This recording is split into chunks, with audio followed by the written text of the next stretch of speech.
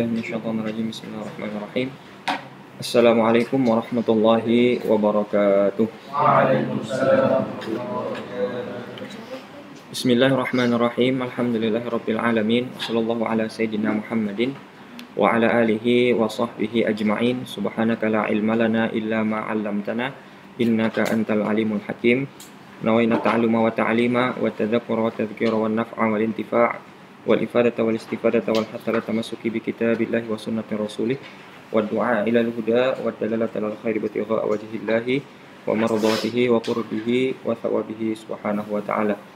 Amma ba'du, faqala al-musannif rahimahullahu ta'ala, nafa'ana Allahu bi'ulumihi wa bi'ulumi masyayikhina fid dharain amin. Syurutut tayammumi 12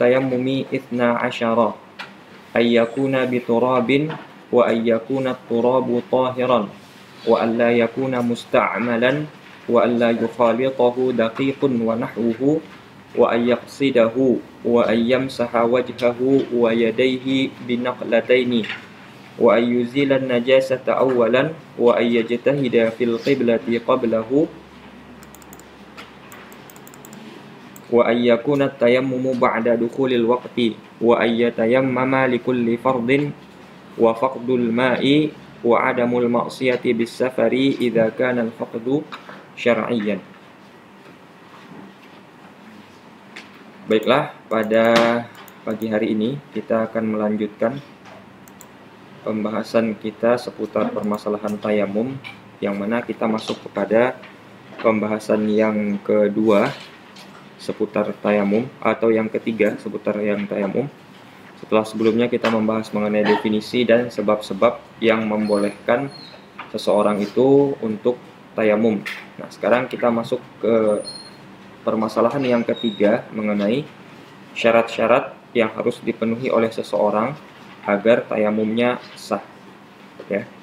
Didahulukan permasalahan syarat dibandingkan dengan tayamum karena itu suatu hal yang sudah jelas, karena syarat itu berada di luar, ya, bahkan dimulai sebelum daripada tayamum itu sendiri, sehingga harus terpenuhi terlebih dahulu sebelum kemudian melakukan tayamum, sehingga didahulukan permasalahan syarat dibandingkan dengan permasalahan furu', ya, atau rukun nanti. Di sini dijelaskan bahwasanya ada 12 syarat yang harus dipenuhi agar tayamum itu sah, ya. Ada 12 syaratnya. Tapi kalau kita mengacu ke berbagai macam kitab, itu nanti ada perbedaan. Ada yang mengatakan bahwasanya syaratnya itu ada 3, ada yang mengatakan syarat itu ada 5, ada yang mengatakan syaratnya 6, bahkan ada yang mengatakan sampai syaratnya itu 21. Nanti silakan dieksplor di berbagai macam kitab, itu ada perbedaan dalam segi menjumlahkan atau dalam segi jumlah berapa syarat-syarat tayamum itu. Namun pada hakikatnya perbedaan mengenai jumlah syarat-syarat tayamum ini hanya perbedaan secara lafaz, ya, tidak sampai kepada perbedaan makna. Artinya mau disebutkan 3, 5, 6, 21 ataupun 12, semuanya mengacu kepada makna yang sama. Hanya satu nanti dibagi 21, ada sebagian yang dimasukkan kepada sebagian yang lain, sehingga kemudian jumlahnya berbeda-beda. Nah, apa itu syarat-syarat tayamum? Kita masuk dan membahas satu persatu. Syurutut tayammumi, syarat-syarat tayamum. Syurutut tayammumi 12. Syarat-syarat tayamum ada 12, ya, dalam kitab Al-Yaqutun Nafis ini, ya. Yang pertama, ayyakuna biturabin. Tayamum itu mesti menggunakan tanah, ya. Nanti akan ada sedikit perbedaan pandangan. Bagaimana kemudian kalau seandainya kita mengambil debu, ya, karena kan pada hakikatnya ini yang digunakan untuk tayamum itu kan bukan tanahnya, tapi debu yang ada pada tanahnya, gitu. Lalu kemudian bagaimana kalau seandainya kita mengambil debu tapi bukan dari tanah, misalkan dari tembok, ya, misalkan dari tembok, apakah kemudian hal tersebut masih dianggap sebagai tayamum atau bukan, gitu. Tapi terlepas dari perbedaan pendapat itu, kalau kita ambil debunya dari tanah, maka itu sudah pasti fix dianggap sebagai tayamum, sudah. Nah, adapun dengan tembok, ada debu atau tidak? Ya mungkin ada debu, mungkin tidak ada debu. Tapi hal semacam itu nanti riskan, dalam arti bisa jadi ada pendapat yang mengatakan itu tidak bisa tayamum dengan hal semacam itu. Jadi memang murni harus tanah. Artinya kalau kita mau tayamum kita harus cari tanah. Ya, nggak bisa cukup dengan tembok. Ya. Biasanya yang hal semacam ini banyak dilakukan oleh orang yang katanya dalam perjalanan, misalkan seperti itu. Naik pesawat, naik kapal berbulan-bulan seperti itu ya, nggak ketemu air. Ya kalau naik kapal pasti ketemu air ya. Tapi kalau naik pesawat ketemu air itu bahaya. Nah, ya, anggaplah dia naik pesawat berjam-jam ya, sampai 12 jam, 13 jam. Wah, tayamum. Di mana ambil tanahnya? Diambil debunya. Tembok, di dinding. Pertanyaannya adalah, apa iya ada debu di dinding itu? Nggak ada, sebenarnya nggak ada. Kenapa aku bilang nggak ada? Karena kan namanya pesawat itu harus dijaga kebersihannya. Pasti dilap dulu kan sebelum berangkat. Karena kalau ada debu itu di tembok, di di dinding pesawat itu, orang bersin-bersin selama penerbangan itu. Iya kan? Nah, sehingga kemudian kalau seandainya nggak ada debu, gimana caranya kita tayamum di pesawat itu? Nggak bisa tayamum pesawat sebenarnya seperti itu. Ya. Oke lah, mungkin di kamar kita masing-masing yang banyak debunya gitu kan. Kan contoh yang paling gampang cari tembok yang ada debu ya cari kamar masing-masing misalkan seperti itu. Nah, tetap saja yang diinginkan itu debunya saja atau dari tanahnya debunya itu. Jadi kan ada dua kait ini. Ya, syarat yang disebutkan dengan tanah gitu kan. Sebenarnya ini lebih spesifik syaratnya dengan tanah bukan dengan debu ya. Tapi tanahnya harus yang berdebu. Artinya kalau tanah tanpa debu itu nggak bisa juga untuk tayamum. Misalkan tanah liat udah padat gitu ya. Terus kemudian digunakan untuk tayamum nggak ada debunya, nggak bisa juga. Tanahnya harus berdebu. Jadi nanti kemudian akan terjadi perbedaan pendapat itu. Yang disyaratkan itu harus tanah berdebu atau yang penting ada debunya meskipun bukan dari tanah. Ya, nanti ini perbedaan pendapat ini panjang nanti masalahnya, gitu. Ya, begitupun kalau seandainya tanah tidak berdebu itu sudah fix nggak bisa. Ya, jadi kalau mau cari aman bagaimana? Carinya langsung ke tanah dan tanahnya ada yang berdebu. Jadi kalau mau tayamum memang cari tanah gitu. Ya, cari tanah, bukan dari tembok, ya, karena tembok nggak semua tembok ada debu juga barangkali, misalkan seperti itu, dan nanti ada perbedaan pendapat. Karena yang disyaratkan di sini kan bukan ayakuna birubarin, ya, gubar itu kan debu, bukan dengan gubar syaratnya. Syaratnya di sini apa? Ayakuna biturobin, turab itu artinya tanah. Ya, tahu bedanya tanah sama debu? Kalau nggak tahu bedanya tanah sama debu itu repot. Jadi pembahasan tadi yang kita bahas itu nggak nangkep tadi. Ya, bedakan antara tanah sama debu. Ya, debu itu partikel-partikel yang mungkin nggak kelihatan secara kasat mata. Beda sama tanah yang memang jelas tanah. Ya. Jadi kalau misalkan kita menempelkan tangan kita di tanah, kita angkat, nah itu biasanya kan ada yang nempel-nempel tuh, tapi nggak terlalu kelihatan, ya kan? Nah itu biasanya debu namanya seperti itu. Ya, jadi yang disyaratkan itu adalah menggunakan tanah. Tanahnya harus yang ada debunya. Ya. Jadi kalau tanah tanpa debu fix nggak bisa. Nah kalau debu tanpa tanah itu terjadi perbedaan pendapat yang panjang. Ya, debu tanpa tanah. Ya. Kalau tanah tanpa debu, nah itu pasti nggak bisa. Gitu ya. Jadi 3. Gitu ya. Kita harus bedakan. Kalau mau aman, cari dengan tanah dan tanahnya yang berdebu. Yang kedua, wa ayyakuna turabu tahiran. Ya. Tanahnya itu mesti suci, gitu ya. Nah, kriteria suci itu sebenarnya hampir-hampir mirip dengan kriteria air, ya. Air yang suci itu seperti apa, begitupun tanah yang suci seperti apa. Ya, tanah yang suci artinya bukan tanah najis, ya, atau tanah yang bercampur dengan, karena tanah kan pada dasarnya itu suci memang. Tapi kalau dia bercampur dengan sesuatu yang lain, misalkan, bisa jadi nanti dia berubah menjadi mutanajis, gitu kan. Entah itu bercampur dengan najis murni, misalkan ada orang yang mati syahid, misalkan seperti itu. Nah itu kan dia nggak dikuburkan, darahnya masih mengalir, misalkan seperti itu. Tanahnya itu kemudian kan bercampur sama darah itu kan najis kan, sehingga kemudian tanahnya itu menjadi tanah yang tidak suci lagi, atau bercampur dengan yang mutanajis, misalkan seperti apa ya? Seperti halnya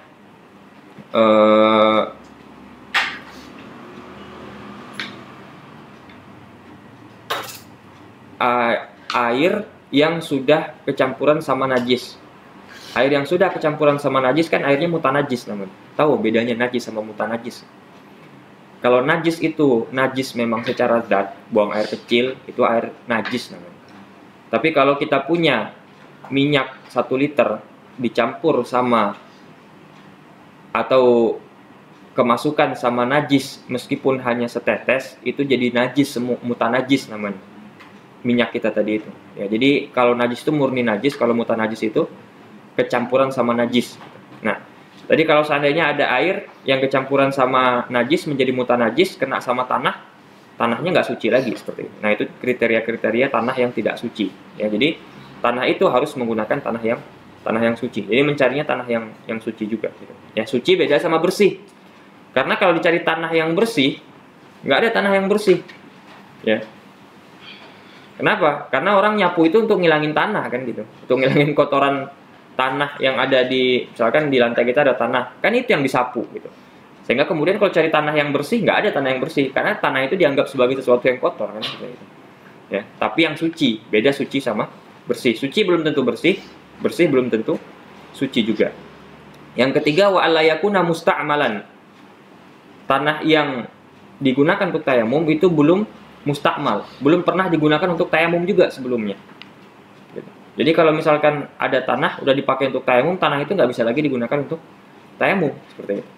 Ya, ini kan pada hakikatnya syarat nomor 2, nomor 3, termasuk nanti nomor 4, bahkan nomor 5, itu semuanya cabang dari syarat nomor 1 sebenarnya. Artinya kalau dia dikatakan oleh beliau kan ayyakuna biturab dengan tanah, satu syarat. Ya, syarat tanahnya harus ada debunya, harus suci, harus belum mustakmal, dan tidak bercampur nanti yang berikutnya, itu kan sebenarnya satu syarat gitu. Nah itu makanya nanti di kitab lain kenapa nggak sampai 12, ada yang mungkin cuma 3 atau 5, ya karena nanti satu syarat itu udah mencakup berbagai syarat, ini dipecah semua gitu ya. Jadi tidak boleh menggunakan yang sudah digunakan juga gitu ya. Termasuk juga apa maksudnya mustakmal sudah digunakan itu ya, jadi yang tersisa dari tubuh yang sudah ditayamumkan. Misalkan seperti kalau kita tayamum, kita kan ke muka dulu ya. Nah di muka itu kan ada tanah nempel misalkan. Nah tanah yang nempel di muka itu nggak bisa digunakan nanti untuk tangan lagi karena dia sudah mustakmal seperti itu. Oke. Yang keempat, wa alla yukhalitahu daqiqun wa nahwuhu. Oke. Ini sebenarnya kalau di kitab lain syaratnya itu dia itu harus khalisan istilahnya. Ayyakuna turabu khalisan. Tanah itu mesti murni tanah ya, tanah murni. Tanah murni itu bukan bercampur dengan yang lain. Misalkan kalau di sini contohnya apa? Bercampur dengan daqiq, dengan tepung. Jadi kalau tanah bercampur sama tepung kan itu tanah tepung namanya, ya. Udah ada putih-putihnya. Jadi memang tanah murni tanah. Ya. Di sini makanya dijelaskan syaratnya tanah itu tidak bercampur, ya, tidak mukhalatah dengan tepung atau yang sejenisnya. Jadi kalau sudah bercampur dengan hal semacam itu ya maka secara otomatis tidak lagi bisa digunakan untuk tayamum. Berikutnya wa ayyaqsidahu. Ya, syaratnya adalah memaksudkan. Ya. Artinya apa? Memaksudkan tanah itu untuk digunakan sebagai alat tayamum. Nah ini kan kemarin kalau kita bahas, kalau seandainya ada orang yang berdiri menghadap arah angin, lalu kemudian nempel debu di mukanya, dia tidak dianggap sebagai tayamum. Kenapa? Karena dia tidak memaksudkan debu-debu tersebut untuk tayamum. Jadi memang ada kesengajaan, kenapa kok ngambil tanah? Kenapa kok main-mainan tanah gitu? Ya karena saya mau tayamum. Nah, itu kan ada maksud. Ya, tapi kalau kita lagi guling-guling di tanah, lagi guling-guling di pasir gitu kan. Ah, nanggung sekalian tayamum nggak bisa gitu. Karena pada niat awalnya kita bukan untuk tayamum tapi untuk guling-guling di pasir gitu kan. Nah, itu kerjaannya beberapa orang di antara kita mungkin suka begitu ya. Guling-guling di pasir. Nah, artinya harus ada maksud saya ngambil tanah ini yang ada debunya memang tujuannya untuk tayamum. Itu maksud namanya seperti itu. Ya. Berbeda nanti dalam permasalahan wudhu sama mandi. Kita disiram orang pas nyampe air di tubuh kita langsung niat mandi niat wudhu itu sudah bisa. Tapi kalau tanah nggak bisa. Gitu ya. Jadi kalau misalkan kita lagi tidur disiram dibangun pakai air, disiram pakai air gitu kan. Sadar kita air itu slow motion gitu kan. Mau menjelang mau sampai ke muka langsung nawaitul wudu'a dirafil hadasil asghari gitu. Jadi habis itu dia nggak perlu ke kamar mandi lagi. Yang seperti itu bisa ya. Berikutnya wa ayyam sahawajhahu wa yadayhi binaqlataini. Seseorang yang bertayamum, ya mutayammim itu mesti menyapu ya, menyapu wajahnya dan kedua tangannya binaqlataini dengan 2 kali. Ini kalau bahasa lainnya lebih gampangnya bidorbataini, 2 kali pukulan. Artinya apa? Kita ngambil tanah itu 2 kali, nggak bisa langsung satu untuk semua. Ya, jadi satu untuk sendiri-sendiri. Contohnya seperti apa? Kita kan ini tanah, kita sudah siapkan tanah. Kita siapkan tanah kan kita ngambil dulu kan. Ini namanya maksud tuh seperti ini. Nah, ambil nih maksud. Nah, ini tanah saya ambil untuk tayamum. Oke. Setelah itu apa? Kan harus itu sunahnya kan, ditepuk-tepuk dulu. Ya, supaya nanti nggak nempel tanah semua di muka gitu kan. Ya, cuma yang debu saja yang tinggal. Nah, debu kan ke muka. Nah, ketika kita selesai nyapu muka, masih ada debu kan? Karena kan pada dasarnya tubuh kita kan banyak yang masih berdebu kan? Ya. Nah, itu nggak bisa langsung dari tangan tadi langsung dipakai buat mashu al-yadain, nggak bisa. Jadi dia harus ambil lagi tanah yang baru dari tanah. Jadi 2 kali tepukan. Ambil sekali tepuk muka, terus ambil lagi ke tanah, setelah itu baru ke tangan. Ya, harus 2 kali. Nggak bisa langsung satu untuk semua, nggak bisa. Ya, harus binaqlataini atau bidorbataini, 2 kali pukulan atau 2 kali pindahan. Jadi 2 kali mengambil tanah ya yang ada debunya itu. Ini debu yang pertama bukan debu yang kedua, gitu ya. Atau debu yang kedua bukan debu yang pertama. Berikutnya wa ayyuzilan najasata awalan ya. Kalau seandainya di tubuh atau di badan seseorang yang mau tayamum itu ada najis, maka dia harus hilangkan dulu najisnya itu, baru dia bisa tayamum. Gitu ya. Jadi kalau misalkan kita main di got, misalkan seperti itu. Ya, tadi main di pasir, sekarang main di got gitu. Nah, kalau seandainya kita yakin di got itu biasanya tempat bersarang najis-najis yang tidak diduga, gitu kan. Kalau kita keluar dari got itu, kita mau tayamum. Karena air nggak ada buat mandi, adanya air got itu. Ya, misalkan kasusnya ada yang semacam itu. Maka kemudian dia harus berupaya bagaimana caranya menghilangkan najis-najis itu dulu. Ya. Jadi hilangkan najis ada dalam tubuhnya, baru kemudian dia tayamum. Bukan terbalik ya. Ini juga berlaku dalam permasalahan wudhu dan mandi. Jadi ada najis-najis di tubuh kita itu harus dihilangkan dulu. Ya. Jadi kalau misalkan mau wudhu, ya yang sekiranya ada najis dibersihkan dulu. Gitu. Jadi kalau misalkan tadi kita buang air kecil belum sempat istinja, misalkan seperti itu kan, ya istinja dulu gitu. Ya, karena kan masih ada najis. Ya kalau sudah nggak ada bentuknya, nggak ada rasa, nggak ada bau, nggak ada sifat, apakah najis hilang? Kan tidak. Namanya najasah hukmiyah namanya. Najis secara hukum. Ya, meskipun secara ainiyah nggak ada, tapi secara hukum masih ada. Gitu. Ya, jadi jangan dikira ketika najis itu sudah tidak ada di tubuh, kalau belum disucikan ya, belum dibersihkan terus langsung jadi suci diri kita, nggak bisa. Nggak sesuci itu antum. Ya. Jadi kalau misalkan antum megang kotoran apa, najis apapun itu, ya, tahu-tahu kering. Ya, jadi apalah kita mainan apa gitu ya, yang najis gitu ya. Nah, basah gitu kan, itu jelas bernajis tangan kita. Tapi setelah itu kita nanti aja dah bersihinnya gitu, sekalian kotor, sekalian najis gitu kan, seperti itu. Tahu-tahu kering tangannya gitu. Apakah najisnya hilang? Enggak. Dia tetap bernajis namanya tangannya itu. Namanya najasah hukumiyah, najis secara hukum. Dia harus cuci tangan itu. Gitu. Beda sama kotor tadi. Kalau kotor ya asal dia udah nggak ada kotornya kan dia sudah bersih gitu kan. Tapi kalau nggak disiram tangannya tadi itu, maka dia menjadi najis hukmiyah. Sebagaimana contoh di pekan lalu itu, kalau orang naik gunung nggak ketemu air, dia istinja dengan menggunakan tisu basah. Tisu basah itu nggak bisa digunakan untuk istinja. Artinya meskipun dia sudah bersih karena sudah menggunakan tisu basah, misalkan seperti itu, ya, mau dia buang air kecil atau buang air besar, tapi dia dianggap sebagai orang yang bernajis, membawa najis gitu. Karena dia belum istinja, masih bernajis dia itu. Termasuk misalkan kalau ibu-ibu misalkan punya bayi, ya. Nah, bayinya misalkan buang air, misalkan seperti itu. Kena tangan ibunya, misalkan seperti itu. Lalu dia bersihkan bukan dengan air, tapi dengan apa biasanya? Tisu basah, gitu kan? Biasanya seperti itu. Atau pada bayinya tisu basah. Nah, itu nggak hilang najisnya, dia dianggap bernajis itu. Nanti jangan langsung sholat, bersihkan dulu. Gitu. Jadi enaknya memang pakai air murni. Karena kalau pakai tisu basah itu meratakan, syaratnya sesuatu yang boleh digunakan untuk untuk istinja ya, dengan menggunakan batu syar'i maupun hakiki, dia tidak boleh basah. Kalau basah berarti dia tidak bisa digunakan untuk itu, harus dengan menggunakan air. Ya, nanti meratakan najis namanya seperti itu. Jadi kena najis semua itu ya. Makanya tidak bisa digunakan yang basah. Makanya kalau ada najis hilangkan dulu. Najis ainiyah yang memang ada najis gitu kan. Bahkan di tangan kita, najis. Ya bersihkan, jangan takjub pula ada najis di tangan kita, gitu ya, bersihkan gitu.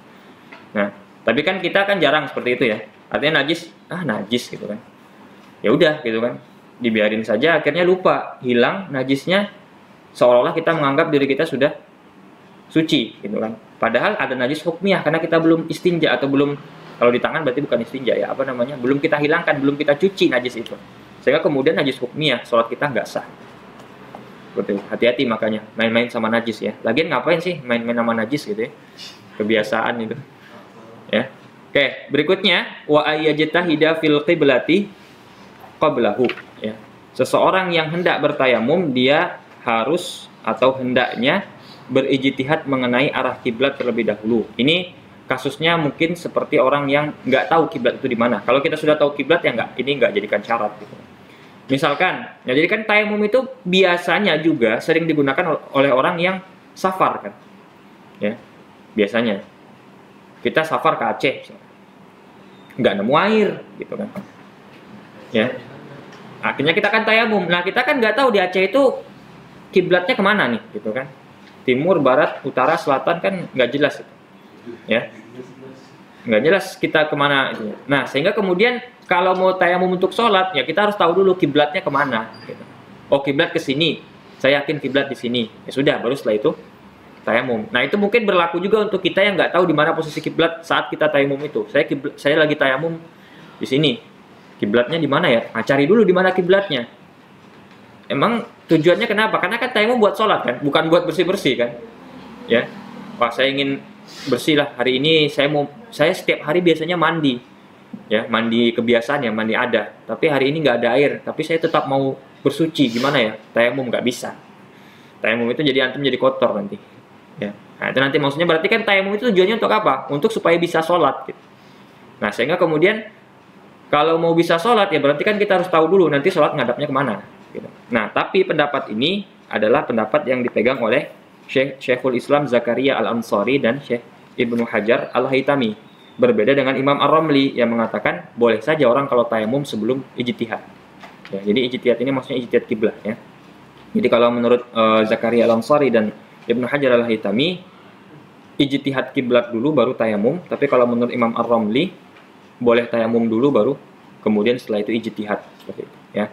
Mau pakai pendapat Imam Ar-Ramli ataupun Ibnu Hajar itu sama, karena pada hakikatnya Imam Ar-Ramli sama Ibnu Hajar itu kan setara ya, satu setara. Ya, mau apa. Cuman biasanya kalau di Indonesia itu beberapa pendapat cenderung menggunakan pendapatnya Imam Ibnu Hajar Al-Haytami ketimbang pendapatnya Imam Ar-Ramli gitu ya. Jadi Imam Ibnu Hajar Al-Haytami itu banyak ngajar dulu di Makkah. Beliau kan ngajar di Makkah dulu. Beda sama Imam Ar-Ramli yang ngajarnya di Mesir. Jadi kalau fikih Mesir itu lebih ke fikihnya Imam Romli, tapi kalau fikihnya Yaman seperti itu ya, Indonesia termasuk lebih kepada fikihnya Imam Ibnu Hajar Al-Haytami. Ya, contoh sederhananya misalkan permasalahan seperti kitab ya. Itu ada kita nanti di Indonesia itu biasanya kalau di pesantren-pesantren itu harus namatkan 3 kitab ya, 3 fath. Yang pertama namanya Fathul Qarib, yang kedua namanya Fathul Mu'in, yang ketiga namanya Fathul Wahhab. Fathul Qarib, Fathul Mu'in, sama Fathul Wahhab. Nah, itu 3. Oke, Fathul Qarib sama Fathul Mu'in itu 2 kecenderungan itu nanti. Ya. Fathul Qarib nanti disyarah lagi sama Imam Al-Bajuri, Hasyiatul Bajuri ala Fathul Qarib, ala Ibnu Qasim. Itu nanti cenderung kepada Imam Romli karena Imam Bajuri itu kan orang Mesir. Nanti banyak pendapatnya lebih cenderung kepada pendapatnya Imam Romli. Tapi berbeda sama Imam Ibnu Hajar, kitab Fathul Mu'in. Ya. Zainuddin Al-Malibari ya, dari Malibar. Itu nanti kan disyarah oleh Syekh Syatto Dimyati, Hasyiah Syatto, namanya I'anatul Talibin.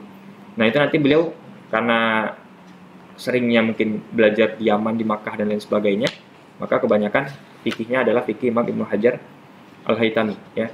Bedanya kadang tipis saja, tapi ya benar-benar berbeda. Contohnya seperti mana yang lebih baik, jadi imam atau jadi seorang muazin.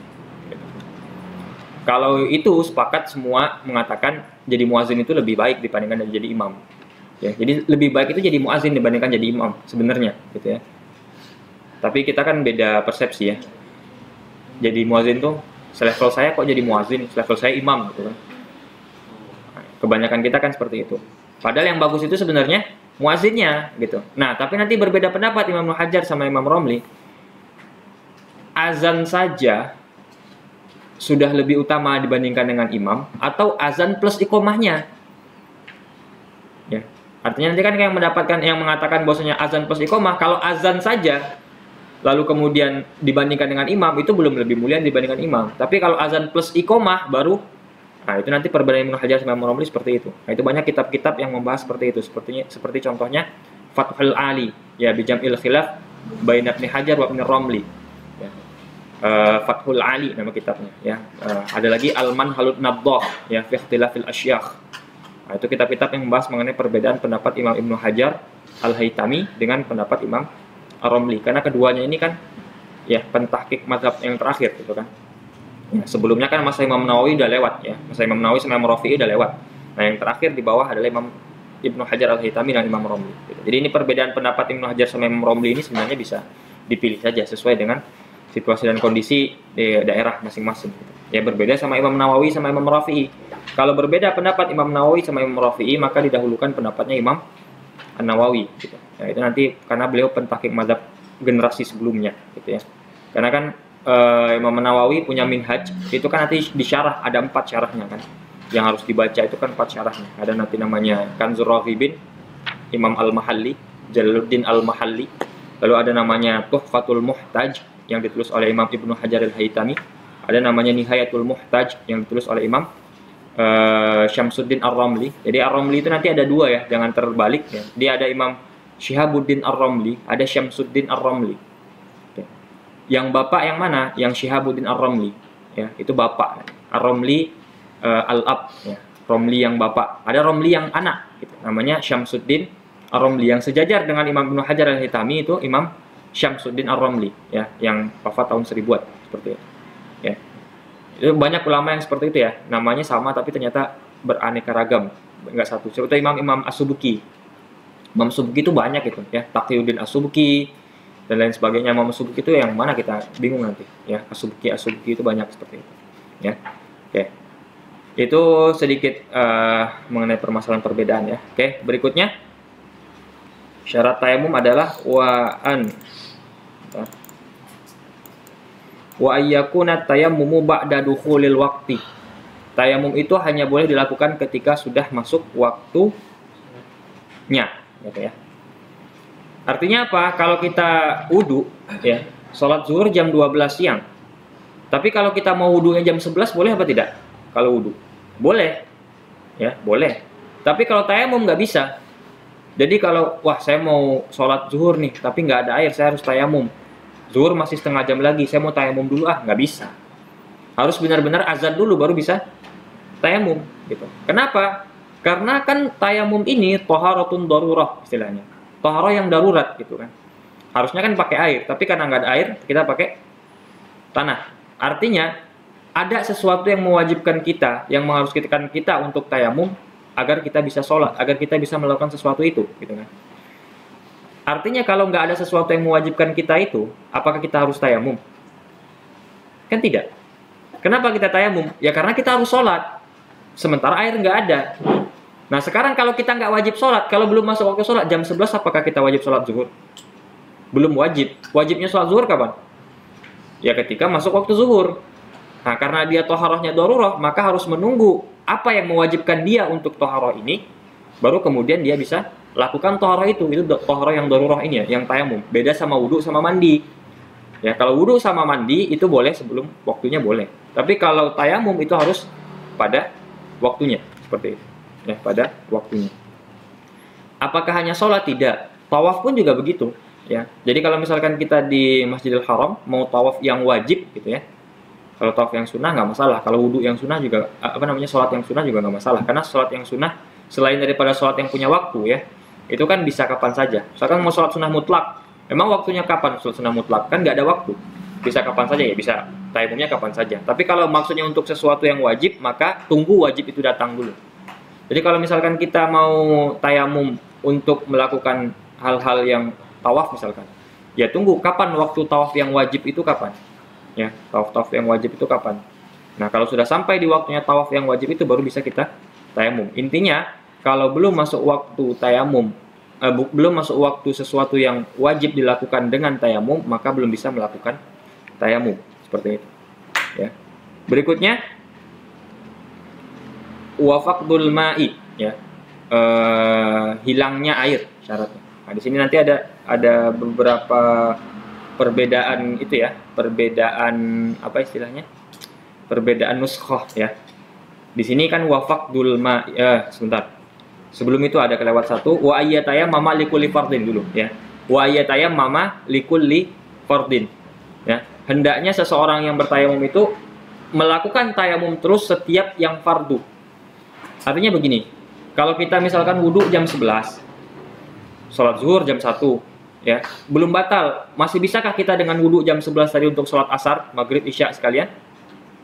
Bisa nggak kalau wudhu? Bisa.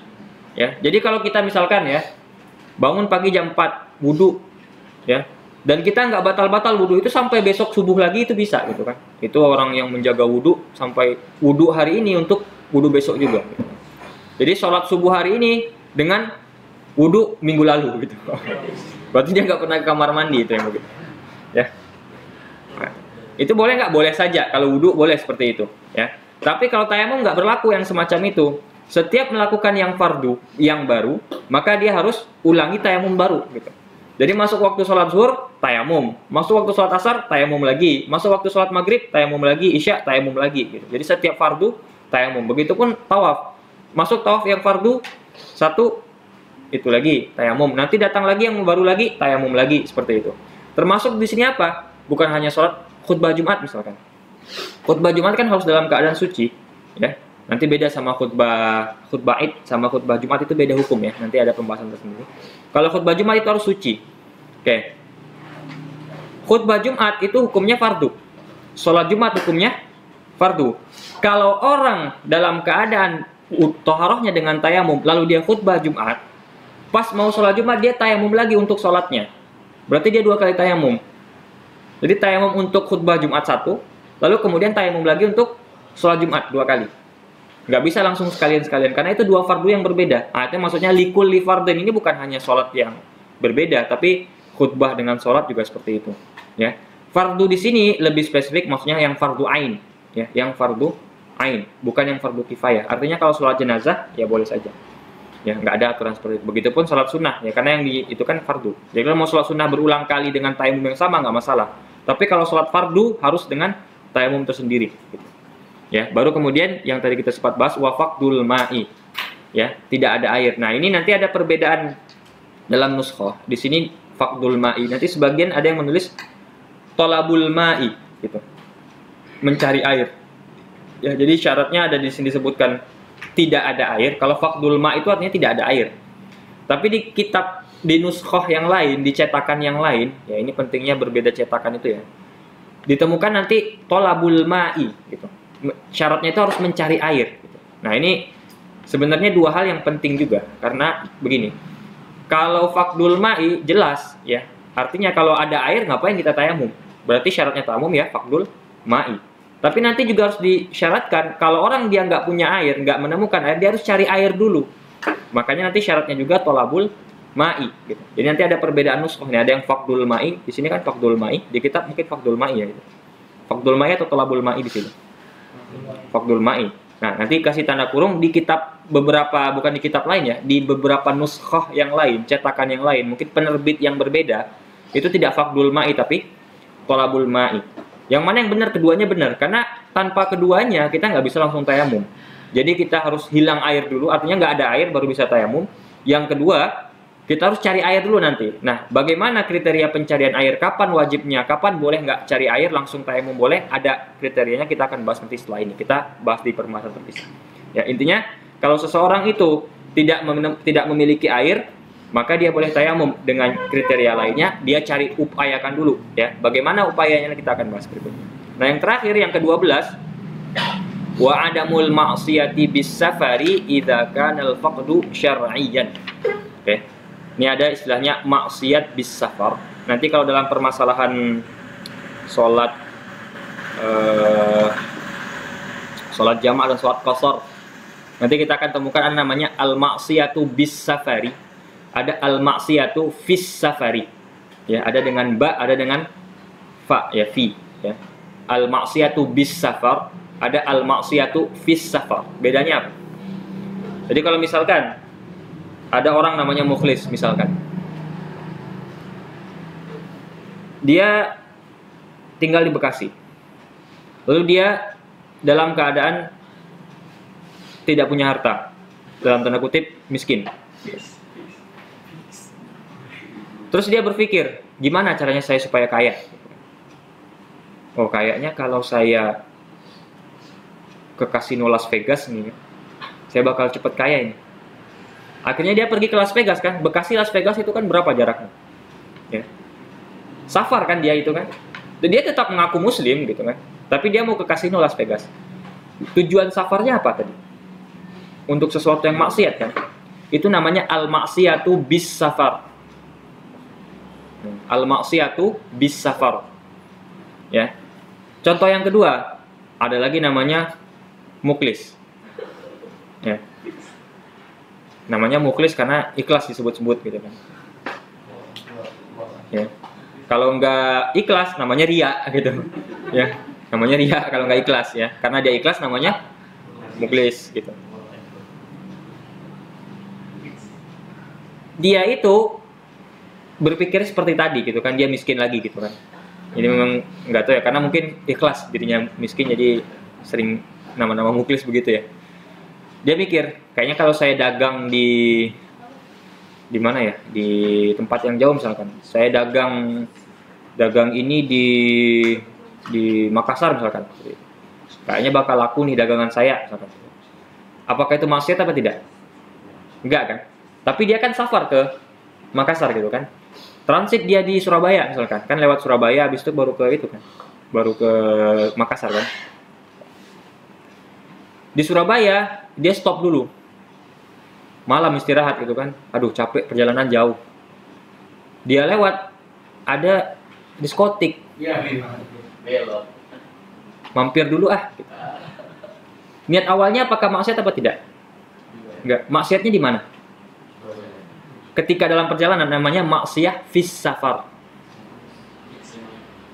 Ya, namanya maksiyah fis safar. Kenapa harus dibedakan? Nanti hukumnya beda dalam sholat sholat jamak dan sholat qashar nanti. Yang boleh jamak qashar itu maksiyah bis safar atau maksiyah fis safar. Termasuk di sini beda juga. Di sini ada mul maksiyati bis safar. Syaratnya tidak boleh maksiat dengan tujuan tidak boleh safar dengan tujuan maksiat. Jadi kalau memang niatnya saya mau ke kasino di Las Vegas, mau judi gitu. Karena judi itu bikin saya cepat kaya, kan seperti itu. Anggapannya gitu kan. Akhirnya dia ke Las Vegas, baru jarak sudah sampai ke Las Vegas itu lewat mana itu ya? Dari Aceh, dia kan ke Jakarta dulu kan. Jakarta berarti kan dia sudah boleh itu kan. Di Jakarta nggak ada air.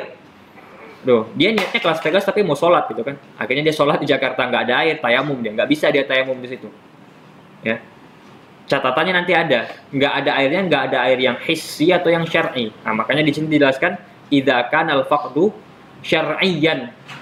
Ya, kemarin kita kan sebut ada faqdu al-hissi, ada al-faqdu asy-syar'i. Faqdul hissi memang murni nggak ada air. Ya, jadi memang air itu nggak ada. Atau faqdu syar'i, ada air tapi mungkin dibutuhkan untuk sesuatu. Misalkan dari yang namanya muklis yang tadi ceritanya miskin gitu kan, cuma bawa modal air satu botol gitu kan.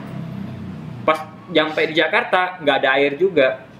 Dia bisa wudhu sama satu botol itu, tapi dia nggak minum berikutnya. Kemarin kan kalau seperti itu kasusnya ya berarti dia boleh tayamum kan, itu untuk minum dia. Gitu. Apakah air nggak ada saat itu? Ada, tapi bisa digunakan untuk toharoh? Nggak bisa. Itu namanya faqdun syar'i namanya, bukan faqdun hissi. Kalau faqdun hissi memang nggak ada air. Gitu. Nah jadi kalau seandainya kondisi dia itu faqdun syar'i, dan dia maksiyah bis safar, maka dia nggak bisa tayamum. Tapi kalau memang niatnya mau ke Las Vegas untuk kasino, untuk judi misalkan, dia sampai di Jakarta tapi faqdun hakiki, faqdun hissi, maka dia tetap boleh untuk tayamum. Paham nggak? Ya. Begitupun kalau maksiyahnya bukan bis safar tapi fis safar, berarti masih boleh untuk tayamum. Karena yang disyaratkan di sini bis safar, bukan fis safar gitu. Gitu ya. Nah, itu beberapa detail yang harus dijelaskan ya. Nah, ini pun hanya berlaku bagi orang yang safar. Artinya kalau kita nggak safar ya berarti syarat yang terakhir nggak berlaku seperti itu. Makanya nanti di sebagian kitab ini nggak dibahas yang terakhir. Ya, jadi ada sebagian yang memang tidak dibahas dikaji di beberapa kitab yang lain. Ada sebagian yang masuk ke dalam nomor-nomor yang lain seperti nomor 1, 2, 3, 4, 5 di awal-awal tadi. Itu semuanya di kitab lain cuma jadi satu. Jadi satu nomor aja. Nah, di sini dipecah jadi 12 supaya untuk detailkan masalahnya seperti itu ya. Jadi itu 12 permasalahan yang menjadi syarat sahnya tayamum. Nah, ketika terpenuhi 12 syarat itu baru kemudian orang bisa melakukan tayamum seperti itu.